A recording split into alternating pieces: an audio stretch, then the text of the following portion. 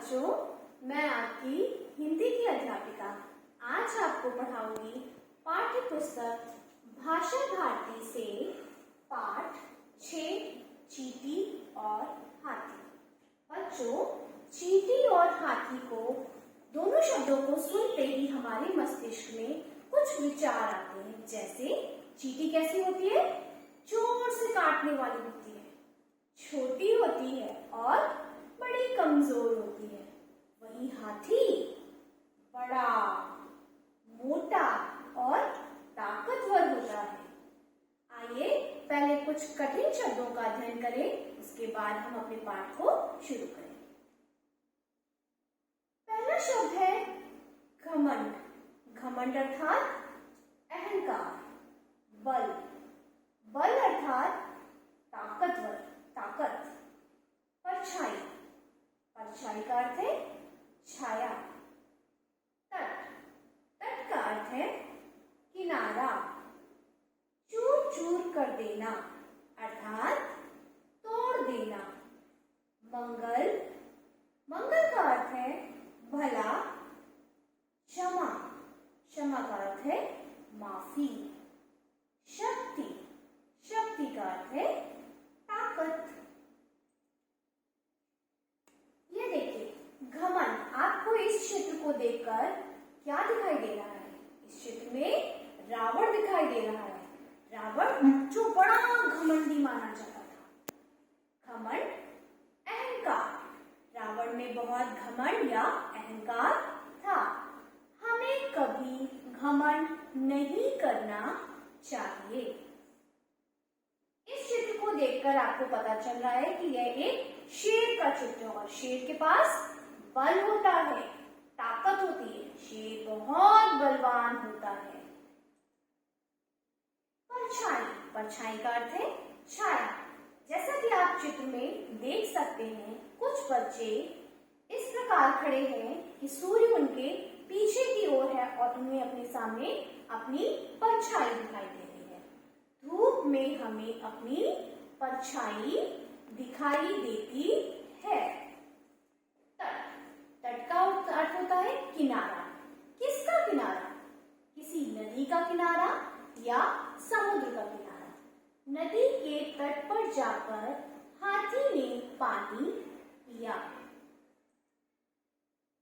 चूर चूर कर देना अर्थात तोड़ देना। जैसे कांच का गिलास हाथ से गिर जाने पर चूर चूर हो जाता है। मंगल, मंगल का अर्थ है भला। हम सबको ईश्वर से सबके मंगल के लिए प्रार्थना करनी चाहिए। क्षमा अर्थात माफी, हमें अपनी गलती की क्षमा मांगनी चाहिए। शक्ति, ताकत, एकता में शक्ति होती है। जिस प्रकार इस चित्र में आप देख सकते हैं, कई सारे कबूतर अब एक साथ एकता के द्वारा जाल को उड़ाकर ले गए और अपने आप को बचाया। तो इन्होंने अपनी शक्ति को दर्शाया एकता के द्वारा। एकता में शक्ति होती है।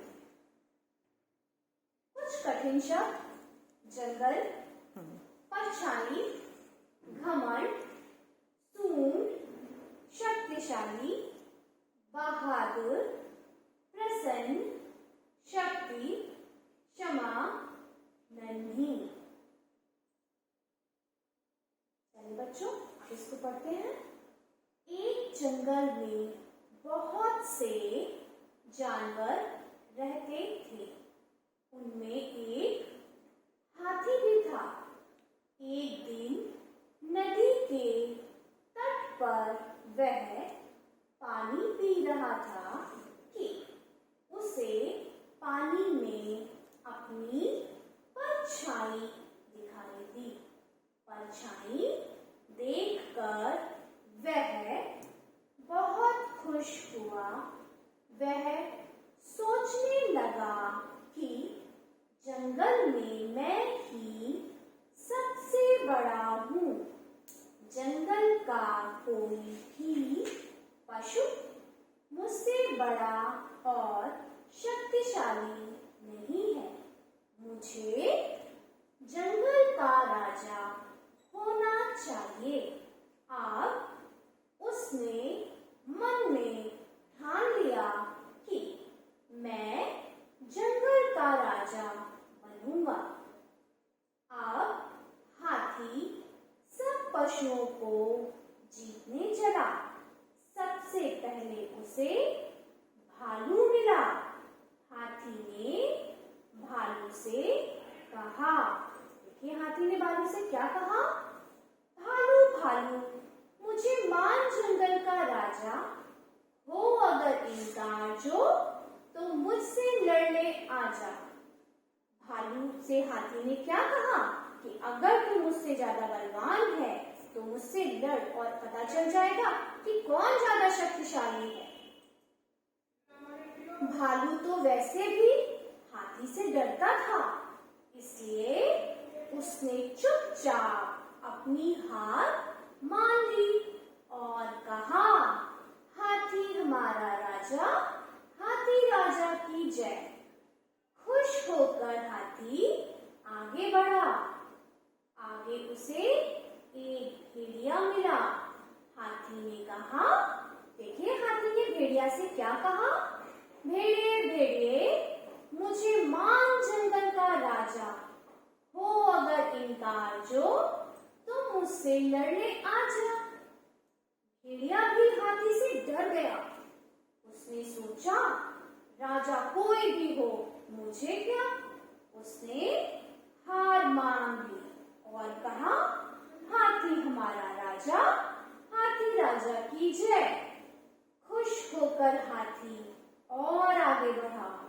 चलते चलते उसे एक चीता मिला। हाथी ने कहा, देखिए हाथी ने चीते को क्या कहा, चीते से हाथी ने कहा, चीते चीते मुझे मान जंगल का राजा हो अगर इनकार जो तो मुझसे लड़ने आ जा। चीता अपने को बहादुर समझता था। वह अकड़ गया।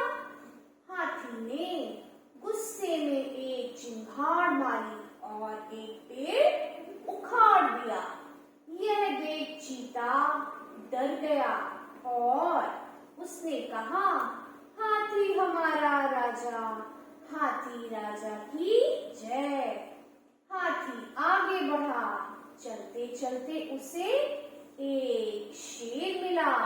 हाथी ने कहा, बच्चों आपको पता है ना जंगल का राजा तो शेर होता है, परंतु हाथी ने देखिए शेर को क्या कहा, शेर शेर मुझे मान जंगल का राजा हो अगर इनकार जो तो मुझसे लड़ने आ जा। शेर को अपने बल पर बहुत घमंड था। वह हाथी पर टूट पड़ा। हाथी ने उसे अपनी सूंड में लपेट कर पटक दिया। शेर ने भी हार मान ली और कहा, हाथी हमारा राजा, हाथी राजा की जय। हाथी बहुत प्रसन्न था। उसने सोचा कि मैंने सब पशुओं को जीत लिया है, अब मैं इस जंगल का राजा हूँ। वह ऊंचा ऊंचा गाने लगा, मैं जंगल का राजा, मैं जंगल का राजा। चलते चलते उसे एक चींटी मिली। चींटी को हाथी का घमंड अच्छा न लगा। वह बोली, हाथी हाथी इतना घमंड ठीक नहीं। जा, तुझे जंगल का राजा नहीं मानती। तुझे अपने बल पर इतना घमंड है तो मुझसे लड़कर देख ले, आजा। हाथी घमंड में चूर था। वह अपनी सूंड से चींटी को पकड़ने लगा। चींटी छट से उसकी सूंड में घुस गई। उसने हाथी की सूंड में जोर से काटा। हाथी दर्द से तड़प उठा। वह दर्द से तड़पने लगा। अब चींटी ने पूछा, हाथी भाई क्या भी आप अपने आप को शक्तिशाली मानते हो। हाथी बोला, चींटी रानी, मैं अब कभी अपनी ताकत पर घमंड नहीं करूंगा। तुम मुझे क्षमा करो। चींटी सूंड से बाहर निकल आई। हाथी चुपचाप शर्म से सिर झुकाए जंगल में चला गया।